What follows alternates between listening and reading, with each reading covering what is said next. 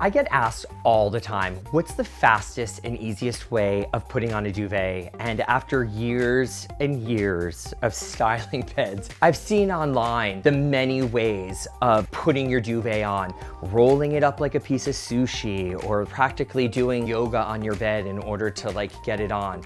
This is the fastest way. As you can see, I've taken my duvet cover, I've put it on the bed evenly. I open up the zipper, and I find the two corners.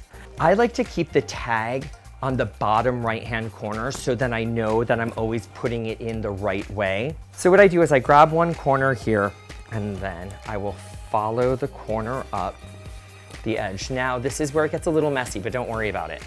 So I take it, I find that corner, I pull it up a little bit, I put the corner with the tag in the bottom now. Now it's looking messy, right? Just shove it in, don't worry about it. Okay, that side's done. Now move on to the other side. I follow up the edge, so this is the left edge side.